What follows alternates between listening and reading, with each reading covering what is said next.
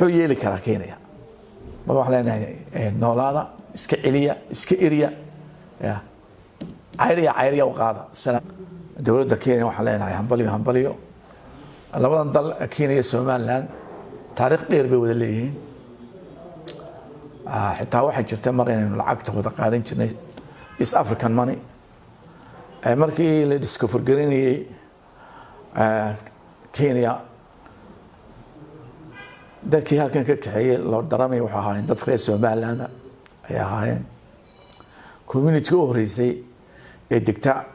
wadnaha ama gudaha Kenya waxaan dadka soo jeeday reer Somaliland bay ahaayeen gacan weyn ba ka lahayn dadka reer Somaliland ma garanaysaa halgankii Jomo Kenyatta mawgi raaqi mawgaha gacan weyn bay siiyeen Jomo Kenyatta صاحبيه بدن بو لها رئيس Soomaaliya ka soo jeeda inta waxa jirta shuftadii NFD waxa joojiyay ra'iisul wasaare markaa Soomaaliya Republic Maxamed Xaji Waraaq ilaah u naxariistay aruusha dikalaarish waa taay ku dagaadeen dadka reer Soomaalidu halka ay qaybtoodii xuquuqdooda ku heleen maanta ay qayb leeyax ka jiraan safka hore horumarka magaranaysaa Kenya waxaas oo markaa la eego waxay waajib ahayd mar hore in Kenya iyo Ethiopia in Soomaaliya ixtiraafaan ana waxa weeye Somaliland ixtiraafkeedu wuxuu keenayaa deganaanshaha geeska ay ka mid yahay waa reer Somaliland dadka bilaabay Greater Somalia fikradda Soomaaliya waa in markaa nimankan reer Soomaaliya Somali Biski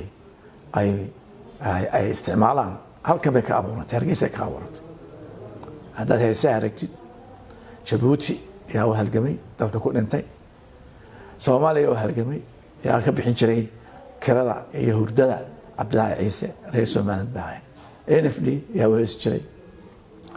waxaan wax dhaqdhaqaaq aanu sameynay baa anagu aslan shanta Soomaali keena oo inaga qarsoonay inaan xuduudaha bedeli karno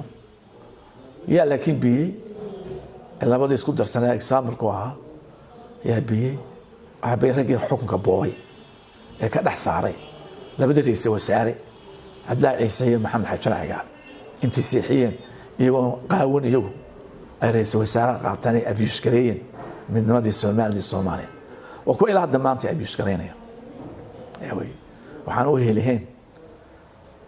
ayaa qabtay hoggaanka maanta wada aragtaayo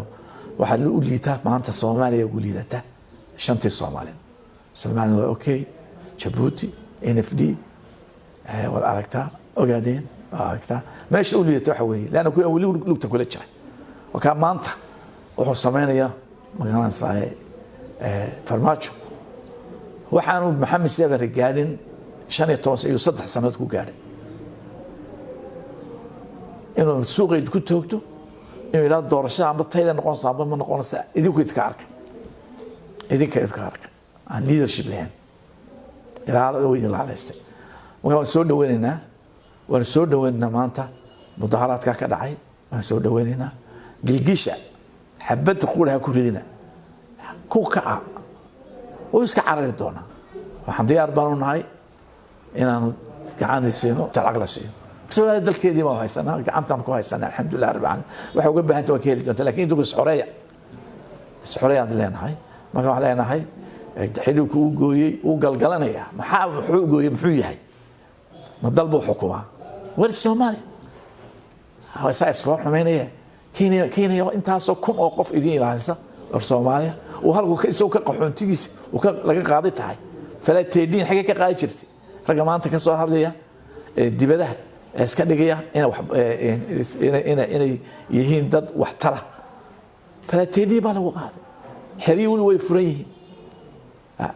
la xoolihiin oo dhan baa ka gashateen siisin